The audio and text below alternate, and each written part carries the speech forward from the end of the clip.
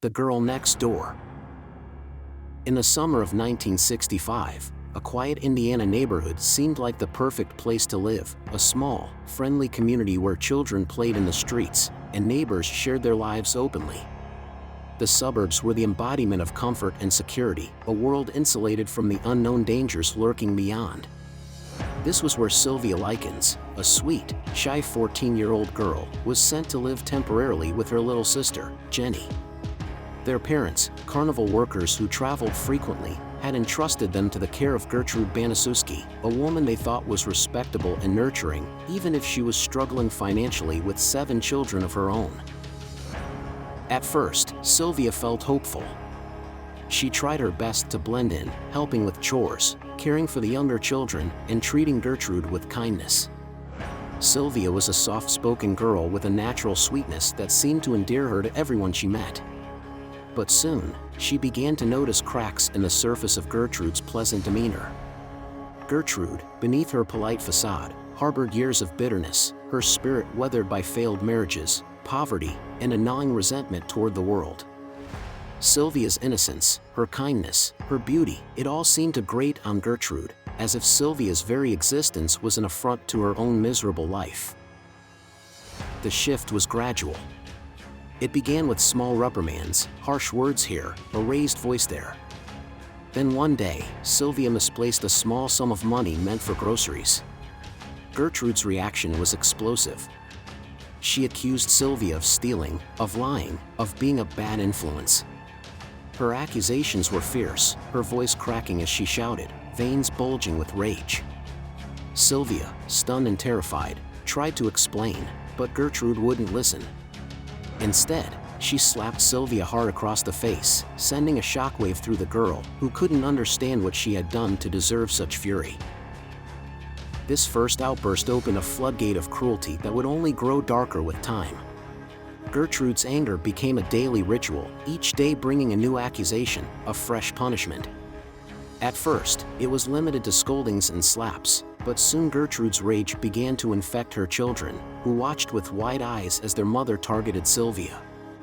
Her older children, fearful yet eager to gain their mother's approval, began to join in, mimicking her actions, taunting Sylvia, calling her names. Each insult, each slap, chipped away at Sylvia's spirit, but she kept her head down, clinging to the hope that this torment would pass. Yet the cruelty only intensified. Gertrude began to invent new crimes for Sylvia to atone for, each more absurd than the last. She accused Sylvia of spreading lies, of leading her children astray, of being dirty and filthy. In Gertrude's warped mind, Sylvia became a scapegoat for all her bitterness and resentment, a target upon which she could unleash her pent-up rage. One evening, Gertrude decided that Sylvia was no longer welcome to sleep in the main part of the house. With a twisted smile, she led Sylvia down a narrow staircase to the basement, a dark, damp room that smelled of mold and stale air. "This is where you'll stay from now on," Gertrude whispered coldly, her voice a chilling blend of malice and satisfaction. Sylvia felt her heart pound with fear, but she had no choice. She was a child, powerless against the towering figure before her. And so, the basement became her prison. The concrete walls, the dirt-streaked floor, the faint dripping of water from the pipes, this was Sylvia's new reality. Gertrude locked her in that basement, leaving her alone with nothing but the oppressive silence and the cold that seeped into her bones. Days blurred together, each one marked by new cruelties, fresh wounds inflicted by Gertrude and her children. The basement became a place of unimaginable suffering, a dark void that swallowed Sylvia's cries, her pleas, her last remaining shreds of hope. Gertrude began to starve Sylvia, refusing her food, forcing her to beg for scraps like an animal. When she did bring food, it was spoiled or contaminated, meant only to degrade her further. Sylvia's body grew weak, her face hollow, her skin pale and bruised. She was chained to a filthy mattress, her wrists and ankles raw from the ropes that bound her. She was no longer a person in Gertrude's eyes. She was an object, something to be controlled, humiliated, and broken. As if her cruelty knew no bounds, Gertrude began to involve the neighborhood children.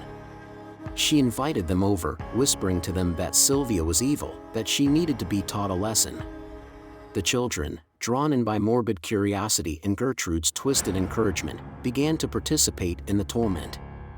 They threw rocks at her, mocked her, and treated her suffering as a game.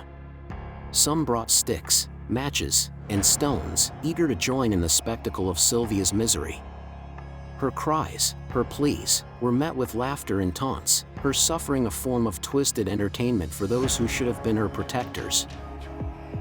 One day, Gertrude reached a new level of depravity. She heated a needle over a flame, watching as the metal glowed red with heat. Then she handed it to Sylvia, forcing her to carve the words "I'm a prostitute" and proud of it into her own skin. Sylvia's hand trembled, her body racked with pain as she etched the words, each letter a searing reminder of her broken spirit. Blood trickled down her skin, mingling with her tears, but Gertrude only watched, a satisfied smile on her face. The final days of Sylvia's life were a blur of pain and darkness. She could no longer recognize herself, her body was battered, her spirit shattered. She drifted in and out of consciousness, her thoughts a haze of memories, of her family, her friends, her dreams of a life that now seemed so far away. She thought of Jenny, her little sister, wondering if she was safe, if she would ever know the horror Sylvia had endured. One night, in a rare moment of mercy, one of Gertrude's children offered her a sip of water. Sylvia, barely able to speak, whispered a desperate plea, asking them to tell someone, anyone, about her suffering. But when Gertrude found out, her fury was unbridled. She unleashed a final wave of violence, beating Sylvia with all the rage and bitterness that had consumed her for so many years. Sylvia's frail body couldn't withstand the onslaught, and she slipped into the cold, empty void of unconsciousness, her last breaths fading into the silence of the basement. When Sylvia's broken body was finally discovered, the town erupted in shock and horror. The trial that followed exposed Gertrude's monstrous acts, the complicit silence of the neighborhood children, and the terrifying truth that such evil had gone unnoticed for so long. The community, once proud of its friendly streets and close-knit families, was forced to confront the darkness within itself, the apathy that had allowed such horror to fester. The Girl Next Door is more than just a story of horror, it's a haunting reminder of the capacity for cruelty that lies within humanity, the dangers of indifference and silence. Sylvia's life, her suffering, her enduring spirit, became a symbol, a plea for compassion in a world that often turns a blind eye to suffering. Her story is a reminder that true horror doesn't always hide in the shadows. Sometimes, it's found in the faces of those we trust, in the hands of those meant to protect. Sylvia's memory lingers, a ghostly presence that haunts the quiet suburbs, a silent plea for justice, a reminder that the real monsters are not those of nightmares or legends, but the people who live just next door. Her legacy is a call to action, a reminder that we must never remain silent, that we must fight against cruelty in all its forms, lest her fate befall another innocent soul.